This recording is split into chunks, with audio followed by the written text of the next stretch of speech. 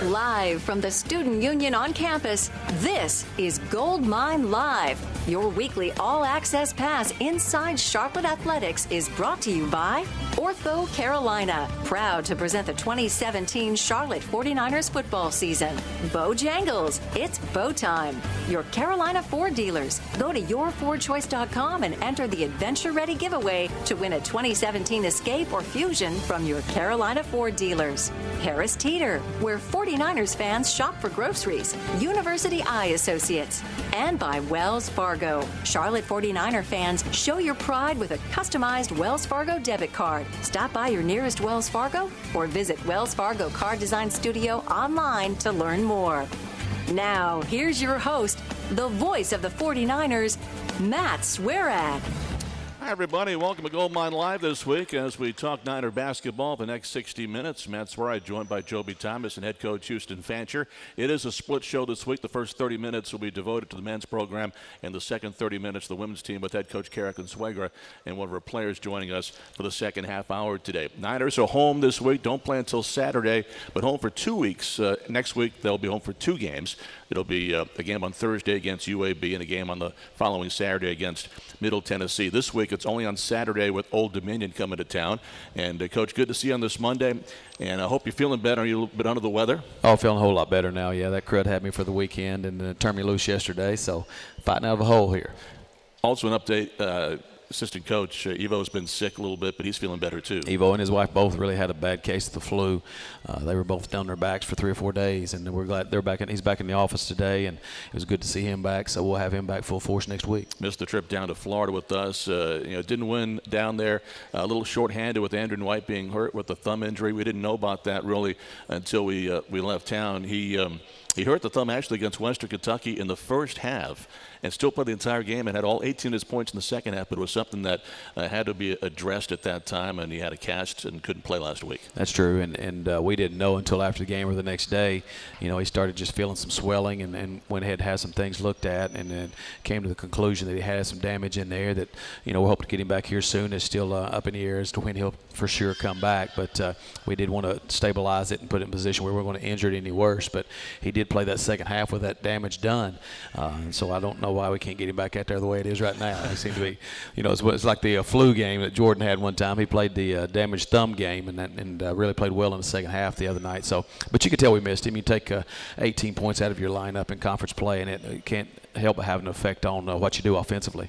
Also, going into that road trip with his 5.1 rebounds, that was the number 1 rebounding number on the team too. So he was right there in scoring with John Davis, but also number 1 in rebounding. Well, he is, and he's the best perimeter defender.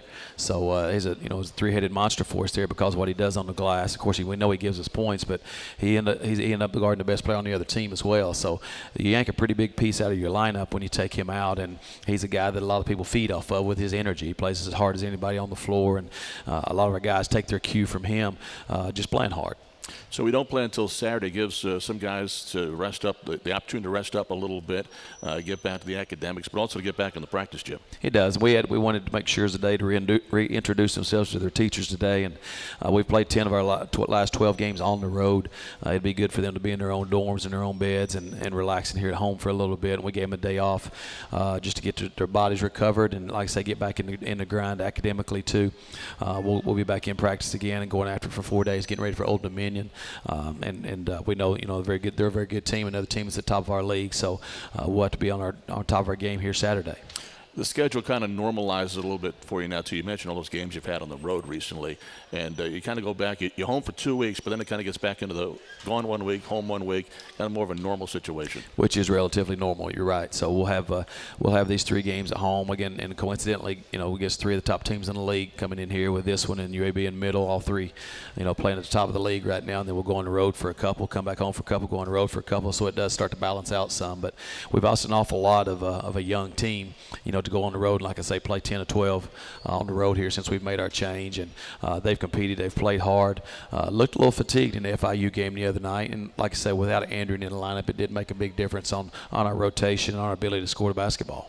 Let's talk a little bit about these 2 games you just played at FAU, at FIU down in Florida, and we talked about it at the start of each game was, trying to get off to a good start, and unfortunately, the first half has still been a problem first 20 minutes for us. Well, the FAU game where it's 10-10, we're right there battling settling, and the thing that ended up bothering us was turning the basketball over, and that's that's something that's become an issue for us on numerous occasions. We just got to make sure we value the ball better, because in the second half of that FAU game we shoot 65% from the floor, but we had double-figure turnovers, which you can't trade baskets and give up possessions and keep yourself in ball games. So you're right there nip and tuck at the very end of that ball game, and then it gets up to be about an 8-10 point difference by the time it's over with. But a lot of that's based on them taking our ball and scoring with it, and that's something we got to continue to get better at. And that's comes as we continue to grow, one, without Andrew in the lineup, and number two, on our decision making as we drive the ball, as we make the next pass, as we meet the pass. Just simple fundamental things that we continue to grow with. Guys wanting to make the play, trying to make the play, but some unforced turnovers have been really things that have shot ourselves in the foot. Well, they have, and like I say, they're plays to win games. They're trying to drive and make a right play, and unfortunately we have a fumble here or a drop pass here, and just to me a big competition stat is rebounding.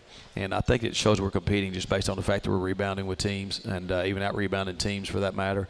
So that that you got to play hard to rebound, but you got to play smart to protect the ball, and that's something we're not doing as well, protecting the ball. So we got to be better there in terms of our drives and our decision making, and we got to be able to finish plays. We had some where we drove and got balls to the right people at the right place, and we didn't finish plays. So that's an area we got to improve on as well. Coach, tough stretch, tough start on the road, conference season, and you mentioned the guys are competing, playing hard, but not quite the results that you'd hope for. What's the overall morale of the team? What's the sense you get from the guys? Well, I'm sure they're disappointed, a little discouraged with the way things are at this point in time, but it's our job to keep encouraging them. And we knew, coming in, like I said, 5 of our first 7 conference games were on the road. We were able to get one of those, and we'd like to have gotten a couple others. We didn't, and then played 2 of the top teams at home and lost in competitive games at home. So they're continuing to do what we're asking them to do. Sometimes you got to make decisions as a player once you get on the floor about what you've learned, how you apply that to how you play, and that's what we've got to continue to grow. We got to take what we're working on in practice, whether it's fundamentals or just our basic offense or what we're doing on the defensive end, and make sure we apply it effectively on the floor. And that's a growth process. And remember, we're bringing all freshmen off the bench right now. Everybody that comes in the game right now. The other night we ended up inserting Milos into the starting lineup and brought Najee off the bench, but outside of that, everyone else is a freshman. So we're having to ask those freshmen to grow up in a hurry, but we're also having to ask the returning players to raise their level. Something they haven't had as big responsibilities they've had in the past. They're going to have to raise their level of play, and that's something we got to continue to look for out of Austin Ojukwu, Najee Garvin, Jalen Haslam. Those guys have to raise their level of play so the freshmen don't have as much riding on them coming into the game. You hear the familiar cliche, you have to learn how to win. How much do you think something like that factors into this equation? You've got guys here who, Andrew and John, others who've, experienced a lot of playing time. Honestly, in 3 years, haven't experienced a ton of wins. Right. And then you add to the mix some of these younger guys, and it comes down to a late ball game situation. You guys have been so close, come up short. What's the sense that maybe these guys just have to learn what it takes to kind of finish a ball game? There's a lot to be said for that. You've got to be able to experience those things to have them happen, know how to have them happen again. But you also got to learn from your mistakes, and you got to learn from losses. You can't always just get wins and learn from them. The thing that encourages us right now is the things that are setting us back are controllables. Their turnovers, their missed free throws, their defensive breakdowns. You can go back and actually make people accountable for those things on film, as opposed to just walking out and saying we just got manhandled tonight by a better team. The things that set us back now are things that we have control of. We have control over not we turn the ball over. We played Florida Atlantic the other night, and I think 16 of our 18 turnovers were unforced. Plays that we made. The ball's in our hand. We got to make the right pass, got to make the catch, and got to make the right play. And you turn around and have that many turnovers against Florida International in the second game. So those are things we can control. And we missed 9 free throws in the Florida Atlantic game. Bounced back and made some free throws in the next game. But those are things that we're in control of. So, that's an encouraging thing that they know those are things we can improve on physically, that as we continue to practice, we will. You felt like against Florida Atlantic, too many layups for the Owls. You wanted to kind of cut that down on Saturday. And you did. Not as many points to the paint for FIU. Eric Lockett kind of had a breakout game, got to the free throw line quite a bit. That was a difference maker in the ball game. But talk about the adjustments from one game to the other, trying to, limit at least the layups. We've always talked about if they're going to take the shots, we want to allow our tough twos, and that's what we want to try to guard. And we've done a pretty good job. I think we're one of the top teams in the league guarding the three-point line. We've done a pretty good job of that. So we wanted to take that away. We want to take up layups away. We want to try to force as many tough twos as we can, and then not have to play second shot defense. We had to do that at FIU the other night. We had a couple times where we give up second and third opportunities, and you can't do that, and be efficient as a basketball team. So we have made a big emphasis on taking away layups. And Eric Lockett, like you said, went to the free throw line 18 times the other night, and a lot of that was because he was a tougher player on the floor. We didn't have anybody match his toughness, and that was one discouraging thing we had, that we didn't show enough toughness in this FIU game. I thought we showed some in the Florida Atlantic game. We showed some against Marshall here, against Western Kentucky here. We displayed our toughness and what we are capable of doing. We didn't do as much of that against FIU. You only got to the line 12 times against FIU, but I really thought, I didn't watch the tape again. You probably have. I thought there was probably more opportunities to get there that just didn't go our way. They did, and I watched it multiple times, to be honest with you. We did, after the Florida Atlantic game, sat together as a team in our meeting room and watched it, all together to sort of see some of the decisions we're making and try to learn from those things. I think that's, some guys are visual learners. Some guys need to hear to learn, and so we give them opportunities to do it both ways. We let them know about it, and we let them watch it. So we did it against Florida Atlantic, and then we went back and reviewed the FIU game too. And we have opportunities where we go in and we sometimes tend to avoid contact instead of drawing contact, and we had a couple times where whistles didn't get blown, but the whistle seems to award the team that's the toughest one on the floor. And if you're playing hard, if you're being aggressive, you tend to get the whistle. If you're not getting 50-50 balls, if you're not getting loose balls on the floor, it tends to disappear on you some. Let's take our first break of the show today. It's a split show. We'll have Coach Consuegra with the women's program coming up at the bottom of the hour. Back with Coach Fancher in a moment on the Charlotte IMG Sports Network.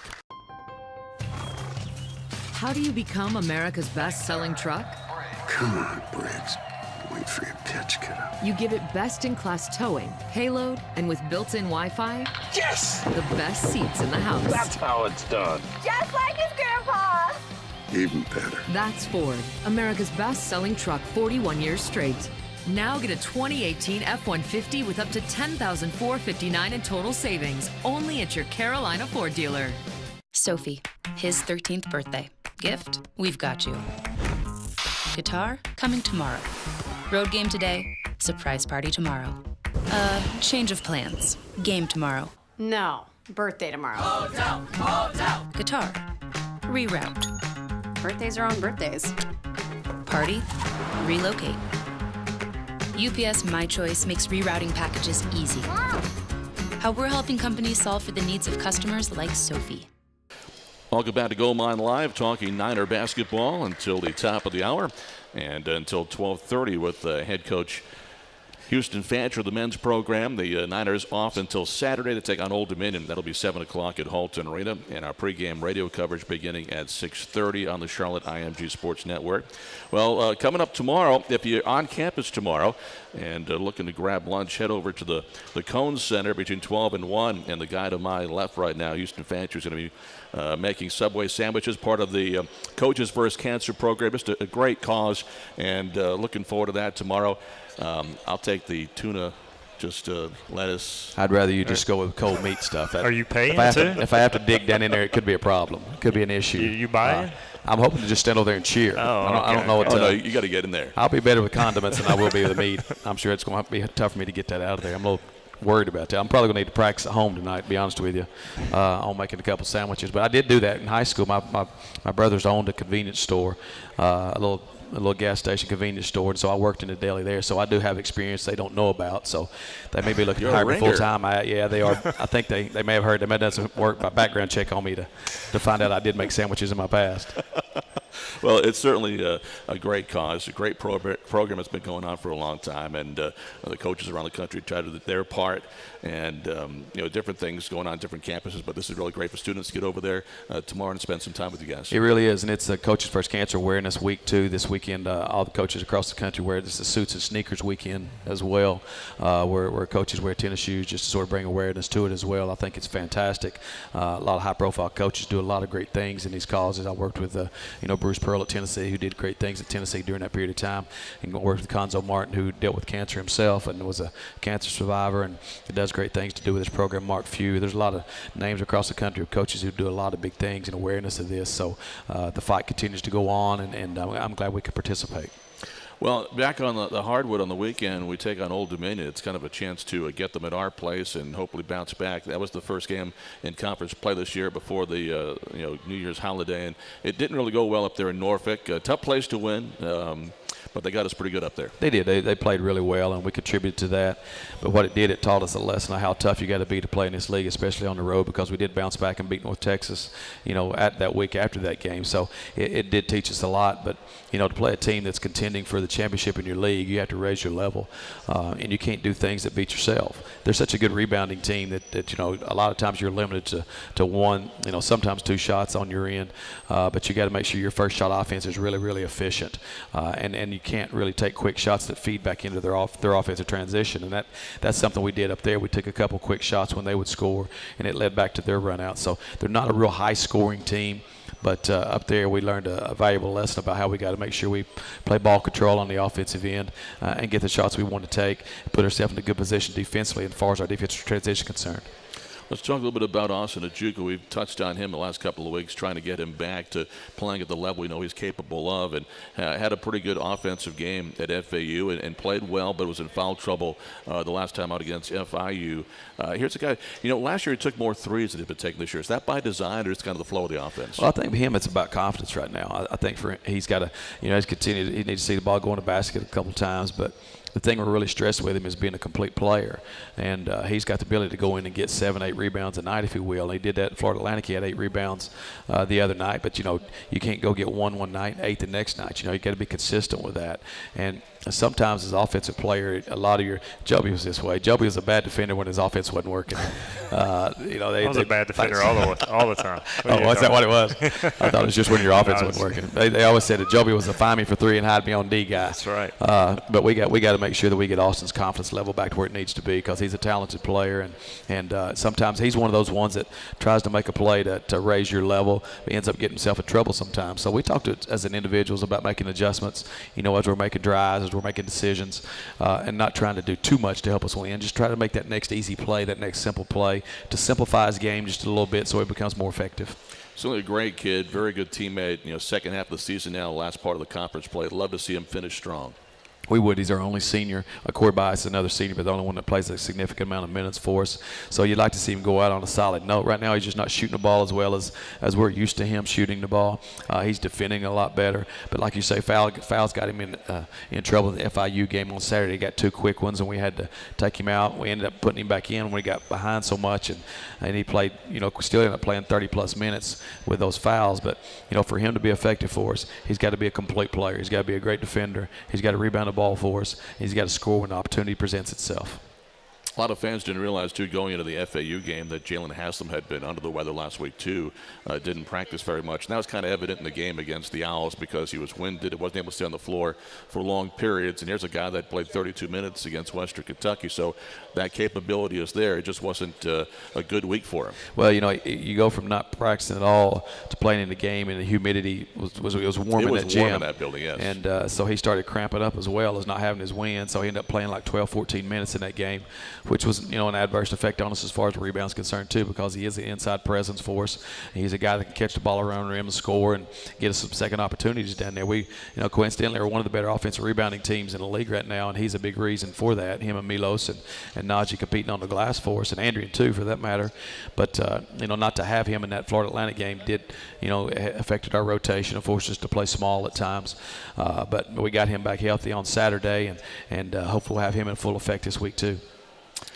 Yeah, important to have Jalen. I mean, as you look at the ODU game, you got the Stith brothers, Caver, these guys who have an interior presence. Just talk about the importance of having him to really show up and have a good game against ODU. He'll need to. These guys rebound the ball like it's their only job. And for Porter and Stith, sometimes it becomes their only job. So they do a great job of cleaning up misses. They do a great job of cleaning up our misses. So they do a great job on both ends. I think they out-rebounded their teams by an average of 5 or 6 a game. So that's something they're really good. Trey Porter is really good in there. Stith, as you mentioned, is another grown-up, playing on the inside, another transfer. But they are certainly the guys that are effective players. And so we need Jalen's big body in there to be physical and help us get some things done.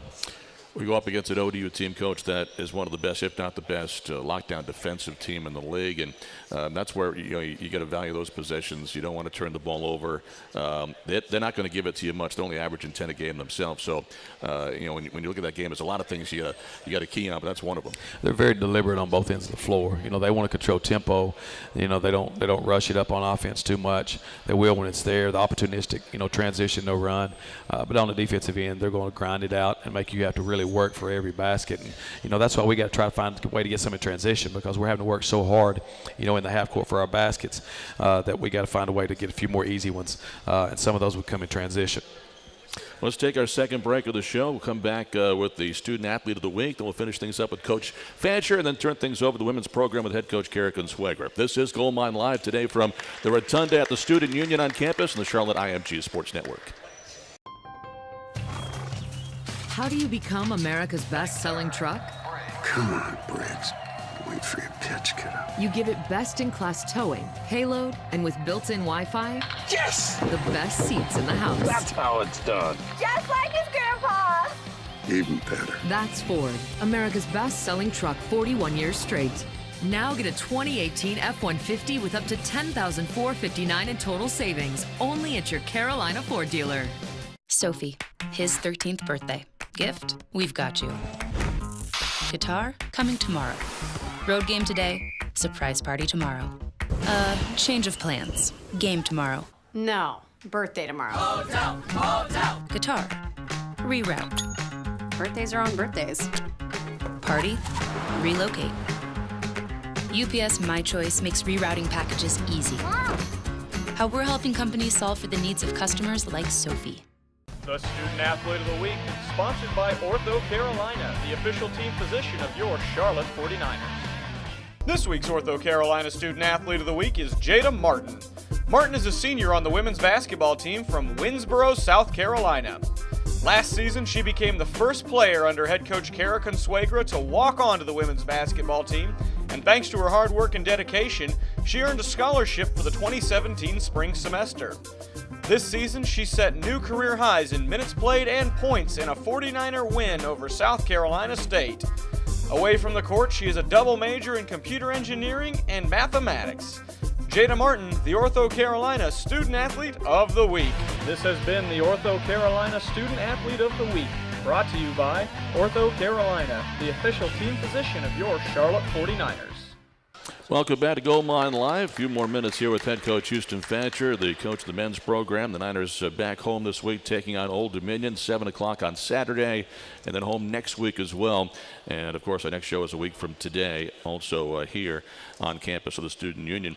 So Old Dominion comes to town. Right now, ODU is 15-4 and 6-1 in conference play, and now they're tied for first place. There's a 3-team tie atop the standings in Conference USA: Old Dominion, Middle Tennessee, and Western Kentucky. Middle Tennessee, people kind of forgot about them because Western was playing so well. Middle goes to Western this weekend, coach, and gets a win. Now it's a 3-way tie. It is, and you look at the league, and even the fifth place team has 4 losses, so it's a very competitive league from top to bottom. There's, it is a little top heavy with ODU, Middle, and Western Kentucky. Marshall obviously being in there as well as a very, very good team. But on any given night, it seems like you can walk into a place and find a way to win. There's been a lot of road wins this year. A lot of teams have went into opponents' gyms and won basketball game. Western Kentucky went to Marshall and won. Middle went to Old Dominion, like you said, and won. So teams are able to walk into other people's gyms and win because they're so competitive. Our RPI has jumped this year, and I think last year we were around 21 or 22 in the league. As a league, it's jumped up to as high as 12 right now. I think maybe about 14 right now is a league RPI right now. So there's been a significant jump. A lot of that's due to the teams that are top heavy. It's top heavy in our league, and as we mentioned, Old Dominion is one of those teams. So we've got a work cut out for us in here Saturday. Who knows what will happen the rest of the season, but there is a possibility it could be a multiple bid, couple of bids out of the league going to the NCAA tournament. And you mentioned the last couple of years, deservedly so, this league was not thought very highly of for basketball, but they're trying to make the effort. They're making the strides right now, and a much better position. I think you can make the argument there will certainly be two, teams taken out of this league. I think there should if things continue to hold form. Middle and Western Kentucky both are teams that have played, strong schedules and both won games on the road. Western Kentucky went down to the Bahamas and played an extremely tough tournament down there and played some good teams as well. Middle Tennessee's played I think the top strength of schedule in our league so far this season. With wins at against Murray State and Belmont and Florida Gulf Coast and some tough mid-major teams they went on the road and won some games against. So they've positioned themselves well for that. The tournament becomes so important, determining that too. The right team wins the tournament, the wrong team loses early in the tournament. Things could be affected that way. But the way things are standing right now, I think we've got a strong chance to get a couple of teams in postseason. UAB sits at 4-3. I bring them up because that's one of our opponents next week. So you look at the standings. 3 of the top 5 teams in Conference USA are coming into Halton Arena in the next couple of weeks. So it's imperative to get the fans out and get behind the team because you're going to see some of the better basketball in the league coming in the next couple of weeks. Absolutely. And as you look at this, the 5 top teams in the league are our 5 first home games. So, it has been very, challenging for us. But at the same time, that's who you want to compete against. And our crowd makes a huge difference for us. I can't emphasize how important it is to have people in the stands and cheering these guys on. And, they're a big reason we were competitive late in the game against Western Kentucky and Marshall is what they did as far as getting into the basketball game and keeping those guys encouraged. And they never quit. They continued to play, throughout the entire possession. Both games were very competitive, down to the last couple of minutes. And a big reason is because of the crowd we had in there and supporting those guys on. Coach, I know you don't want to look too far ahead, but, after these next few games, the schedule does get a little easier for you guys. How do you think that helps potentially as you guys go into the conference tournament? Well, I think, you want to generate momentum. You want to play the best you can going towards March, and we got to put ourselves in a position we make sure we're involved in that tournament. That's the thing we've got to do. We've got to win basketball games that put ourselves, in a position where you don't stay at the house during that conference tournament, and that'll be imperative that we make that move going into February. As you said, it is challenging.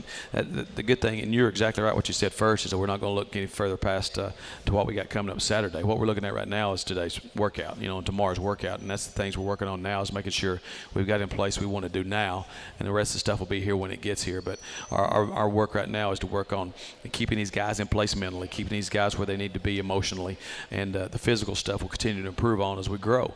But, I'm proud of the way they responded. It's not been easy. It's been challenging. The whole situation's been challenging. It's been one that, that they didn't sign up for, they didn't ask for, but it's been presented to them. They've hit it the best they can, and I think they'll continue to fight, and that's a reason I'm proud of and enjoying coaching this bunch. We had John Davis on the show last week, had a really couple of good games at home against Western Kentucky and Marshall. Went on the road and played well. You look at his league numbers, Coach, right now, 19.6 points a game and doing, at least offensively, scoring what numbers we're kind of used to seeing for John. Now, the Old Dominion game, they did the best they could to kind of take him out of the game. What do you think? He's playing differently now. What do you think is going to be the approach for ODU against John, and what can he do to kind of be successful against the Monarchs? I think he's got to understand where guys are open, and it becomes incumbent upon the best player to raise the level of everyone else, and that's something he's got to continue to do. He's got to find guys in the right positions to make them successful. He's got to get better defensively. He knows a lot of areas he's got to improve on, but we'll take a hard look at our Old Dominion game from last time and find out where some openings are and when he's coming off ball screens, how they're defending him, because I would guess they'd probably stick with the same plan because it worked pretty good last time. So we've got to make sure we put him in a position to be more successful. We've tried to play him off the ball a little bit, and we may continue to do that some, but he's also got to, when he comes off, he's got to recognize when he draws two to be able to get rid of the ball just a little bit sooner. Sometimes he holds on to it a little bit long and puts himself in a tough situation. But he's got to be able to come off the ball and get rid of it quickly and trust the guy to make the right play that he throws it to from there. And that's something he's continuing to grow on. And there's a fine line between wanting to carry your team and wanting to help your team, but also making sure your team is confident and knowing where they are. And the tough thing for him right now is not having his security blanket's Andrew White. Not having Andrew out there for the last couple of games has been difficult because that's a guy he really does a good job of finding. But right now, as he gets more comfortable with Austin and Murph and some of those guys, he's got to be able to find them in spots where they're successful too. Coach, thanks so much. Really appreciate your time this week. Glad you're feeling better. Have a great week, and we'll see you on Saturday. All right. Thank you very much, Matt. That's head coach Houston Fancher joining us. We'll turn our attention now to the women's program. Head coach Cara Consuegra coming up next. We'll continue here from the Student Union Gold Mine Live on the Charlotte IMG Sports Network. How do you become America's best-selling truck? Come on, Briggs. Wait for your pitch, kiddo. You give it best-in-class towing, payload, and with built-in Wi-Fi, Yes! the best seats in the house. That's how it's done. Just like his grandpa. Even better. That's Ford, America's best-selling truck 41 years straight. Now get a 2018 F-150 with up to $10,459 in total savings, only at your Carolina Ford dealer. Sophie, his 13th birthday. Gift, we've got you. Guitar, coming tomorrow. Road game today, surprise party tomorrow. Change of plans. Game tomorrow. No, birthday tomorrow. Guitar, reroute. Birthdays are on birthdays. Party, relocate. UPS My Choice makes rerouting packages easy. How we're helping companies solve for the needs of customers like Sophie. Welcome back here at the Student Union, Gold Mine Live, and now joined by head coach Cara Consuegra of the Niners women's program here for the next half hour. Coach, good to see you. Good to see you guys. How's things been going? I know since the last time you've been here, you've had some close ones, but unable to get that W. But still, right now, 2-3 in Conference USA, right in the middle of the pack, and still a lot of possibilities for success down the stretch. Well, the good thing about our league this year is that everybody's beating everybody, which is, across the board. I mean, so, being 2-3 doesn't put us out of the chase at this point in time. However, we've got to play better. I've been disappointed just over the last 3 games of our lack of ability to put together a 40-minute game. I think that we've had some really great moments and we've looked really good, and then 10 minutes later, we look very different. And it's just that inconsistency of riding that wave has been difficult. And I'm really hoping that as we kind of go into the home stretch of this season, we can get our team to be consistent, both from a team standpoint and from individual standpoint, right? I mean, we still have inconsistency in practice of our young kids. One day they're really great, the next day they're completely different. So, that's kind of been the biggest challenge for us right now. The Rice game was not a great first half, but you kind of, at halftime got after them a little bit. In the second half, total different team you talked about, gave you a chance in that game, just couldn't finish it out. Yeah, we just ran out of time. We got in too much of a hole and ran out of time. We cut the lead to single digits, had a chance to, if we could get a stop and a score, we could have taken the lead. And just had a couple breakdowns. That happened. And, you get to the point where this time of the year, you just can't have those breakdowns. That's what I'm trying to explain to this team. They're so young, they don't understand when you get into conference play. I mean, Jobey, you've played. They look at it as, okay, it's one mistake. Well, teams are too good. They know you too well to make one mistake. They're going to capitalize on it, and that's literally what it came down to. And obviously not starting the game well, and we have to be better about that. But I was proud of how our team came out at halftime. They came out with just a completely different energy, and that was certainly on them. We were able to use a lot more man in this game than we have, and I was really pleased to see our team work on that all week and come out and do a really great job. I mean, we held Rice to 7 points in the third quarter, and really held them in the fourth quarter until we had to start fouling, obviously, to be able to give us a chance late in the game. So to see them take that work from practice and put it, together on the court, again, was a really positive step for us. Another positive, Coach. I know you don't like to look too far ahead. It's tough, kind of growing pains, and a lot of basketball yet to play. But you've got to be extremely hopeful, not just about this season, but moving forward. All the experience these young players are getting and kind of the lumps they're taking now should really bode well for you guys, even as early as next season. I agree. I mean, it's really funny because I run into people on campus. I talk to people, and everybody's like, "How are you doing, Coach?" And I'm like, I'm fine. I knew what we had this year. I mean, I knew that the inexperience and the young kids were gonna, it was gonna be a tough year for us in some ways. And but I know what we've done the last couple of years. I know the culture we've instilled in this program. I know the players that are sitting on my bench as transfers right now that are going to be some of the best players in this league. I know that the freshman class we just signed is one of the best freshman class signed in this league. So, there's no panic in terms of where we are. I'm happy where we are as a program. We've got the right people here. We just got to get through, kind of this, like you said, growing pains. And they're growing up quickly. They have to, and it's only going to make us better in the long run. You know, one of the things right now, Naila Jamison-Myers, one of our guests coming up later on in the show, is finally playing the way you kind of hoped she would when she came from Clemson. You know, she's had a battle through injuries, bad knees, and right now she gave you 32 minutes that night and playing real well. Yeah, she was funny. You can ask her about this when you talk to her, but I kept subbing, and she'd start to come out of the game, and I'd be like, no, it's not you. And she'd look at me like I was crazy, and I said, well, you all right? And she said, yeah. I was like, well, let's go. So all those times of having to sub her earlier in the non-conference because she wasn't healthy and wasn't feeling well, I'm done with that. I mean, I'm ready for 35 minutes a game, and you know, kidding aside, like I'm really happy for Nye. I'm really happy for Nye. I mean, she's had to battle through a lot, and you know, it was hard watching her during the non-conference because you're like, you know, what's going on with this kid, and you know, that she just wasn't healthy, and now you can see a complete difference as she's gotten healthy, and you know, she looks like that first team all-conference dominant post player that we expected her to be, and I'm just, as a senior, I'm really happy for her. Back-to-back double-doubles at North Texas, home against Rice. You know, being healthy is great. What is she doing now that she's on the floor that's really putting up these numbers? Well, she's moving better.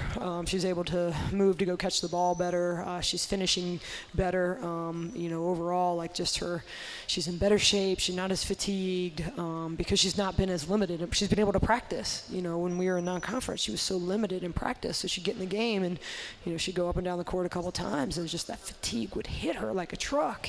And now she's been able to practice really hard, and you can see the difference. I mean, people don't believe anything coaches say. You have to practice how you play. You have to. And now that she's able to put that work in on the practice floor, you can see it. She's in a better rhythm. She's making shots she should be making. She's feeling better so she can get in the gym and shoot a little bit more on her own. It's just a wide variety of factors that have just helped her be the player that we all expected that she could be. You know, feeling better is great, and getting back on the floor. She's also one of your seniors, so she's able to be a leader at this point.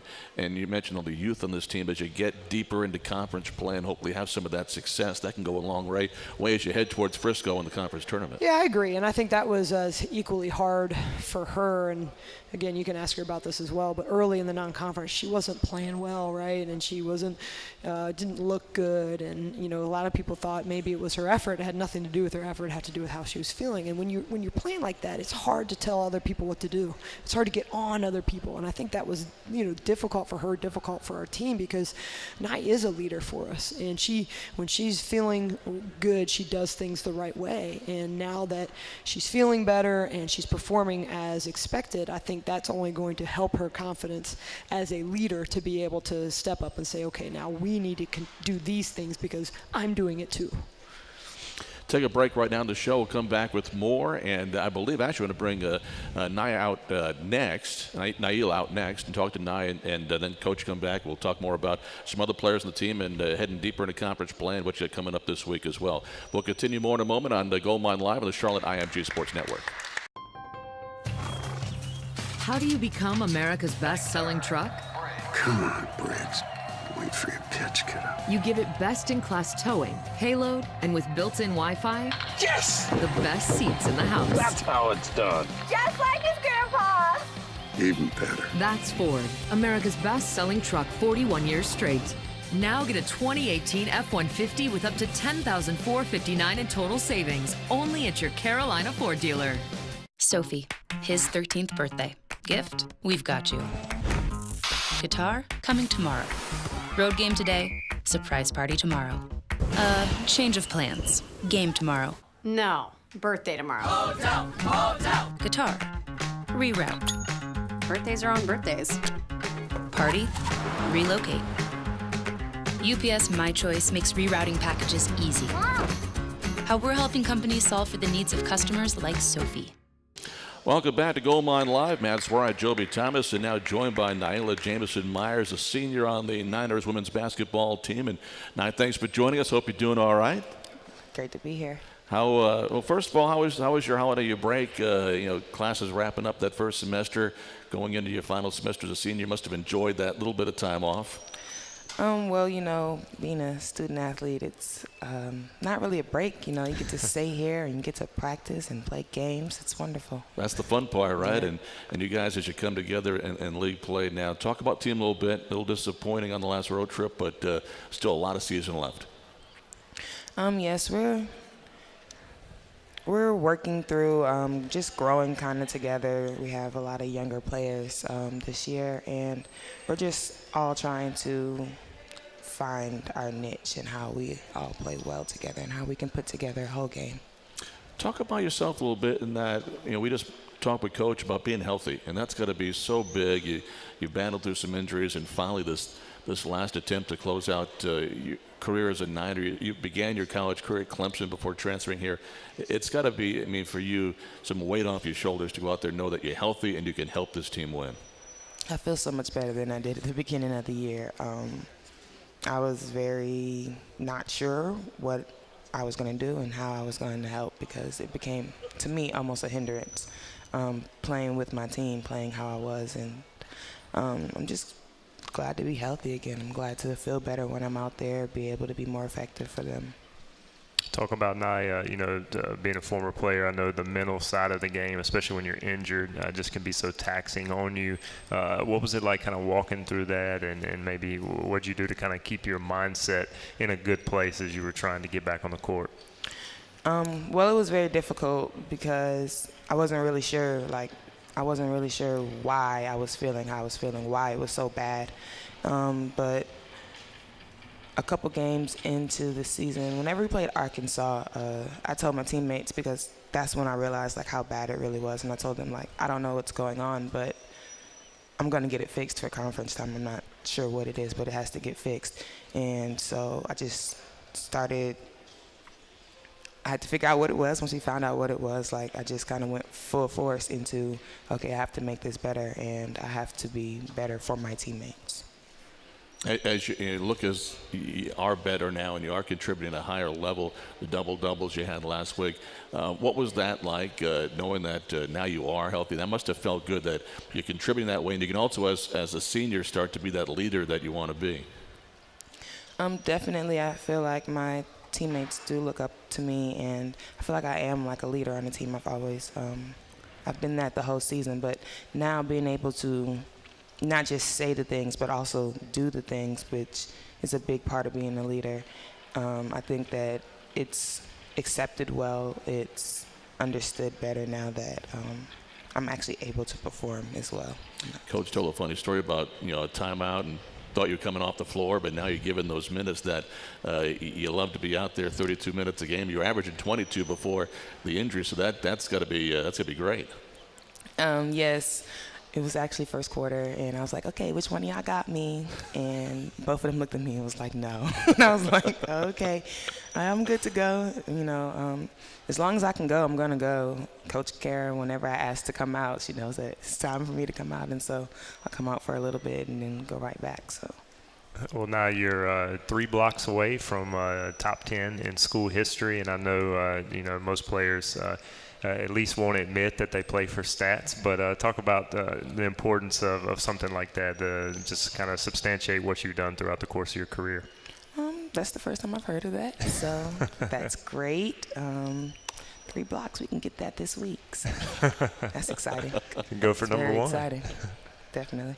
Well, when you do finish up as a 49er, you're thinking about still playing and hopefully getting the chance to go overseas and not just play basketball, but get a chance to see some of the world as well.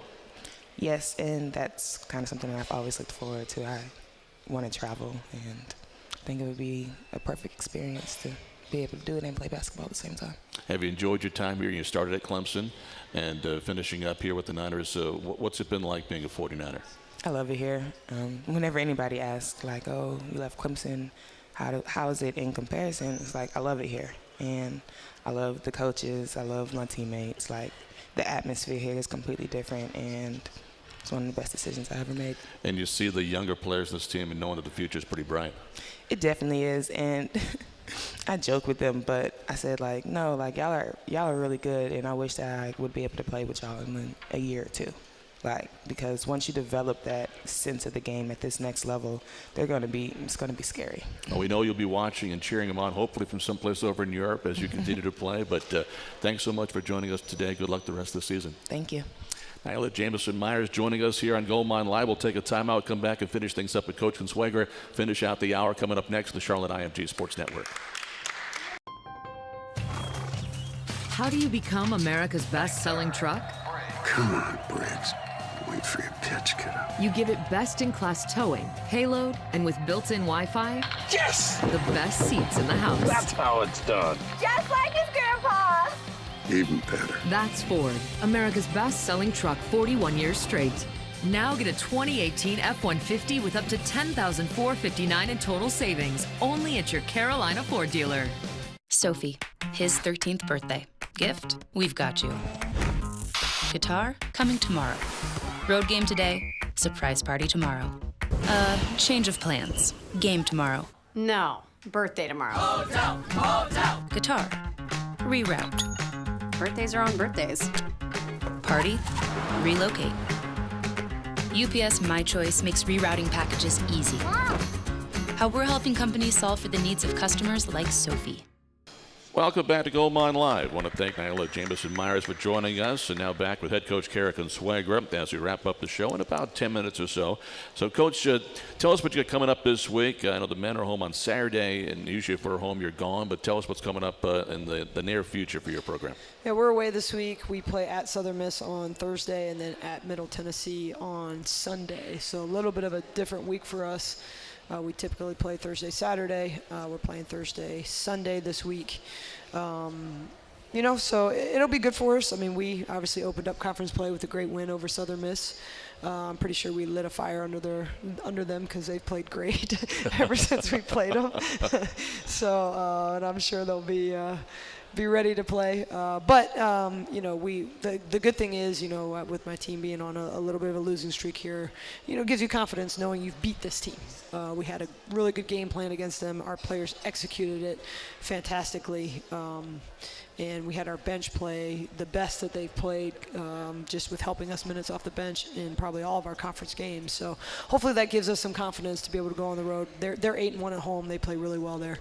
But we'll have some confidence knowing we beat them. And then Middle Tennessee is always really difficult. They're a little bit different this year.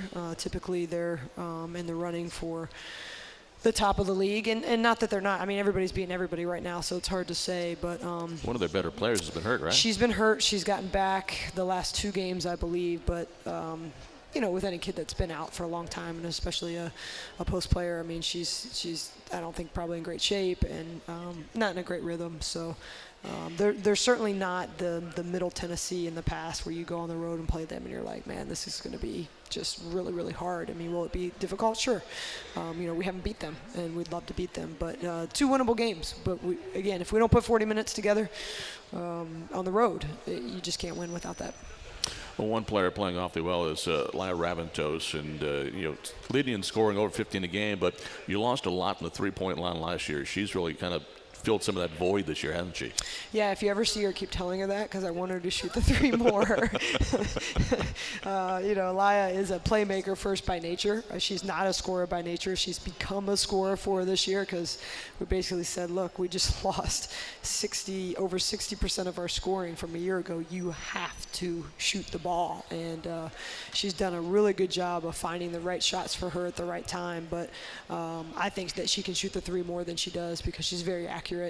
But it's just not a thought for her to come down and just shoot the 3 like that. So, that would continue to help us. But her play overall has just been spectacular. And I just, obviously I hope towards the trail end of the season we win games for a lot of reasons. But one of the reasons is because I know that, if our record isn't great, she won't get the accolades that she deserves. Laya is one of the best players in this league, and she deserves that. And no one's really talking about her.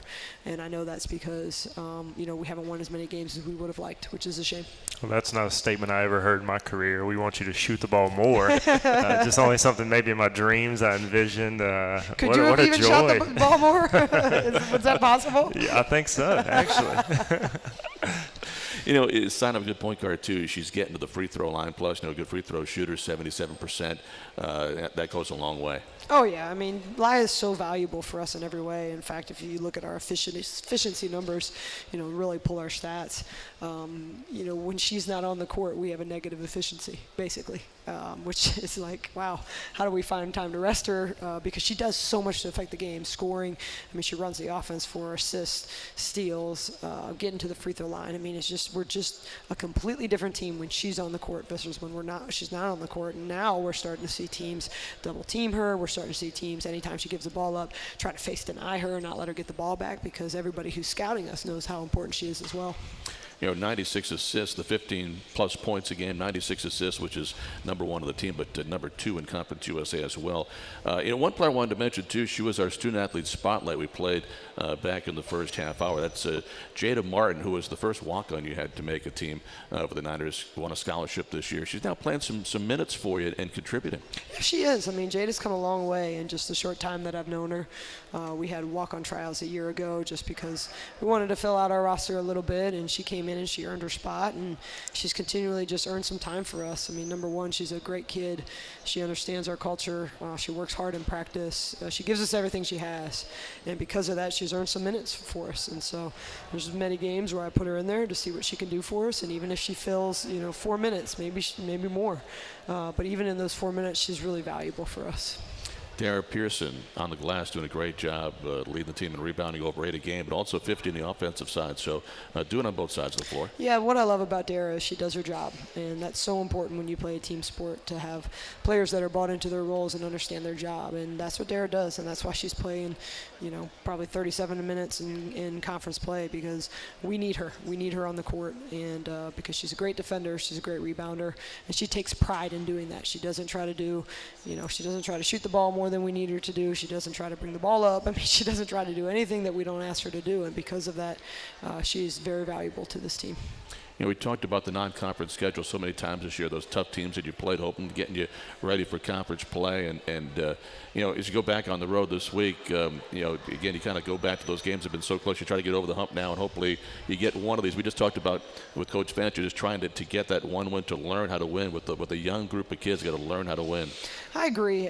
That's such an important factor that people don't, I think, kind of blow off if you're not in the shoes of these student athletes. I mean, it's hard to, I talked about it earlier, at this level, like when you're down the stretch in the game, one mistake can win or lose you that game. One mistake. And it doesn't seem like a big deal, but it's a big deal. And just getting to find that focus, and, for young players to know that you just can't make that mistake then is really hard to do. But I think in terms of our team, I mean, we've been in so many close games, and our kids have competed so well.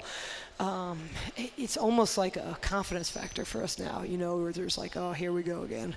We're in this spot again. Can we, instead of saying, no, I know we can do it, and we're telling them that as coaches, like, this is our turn, we got this, we can do it.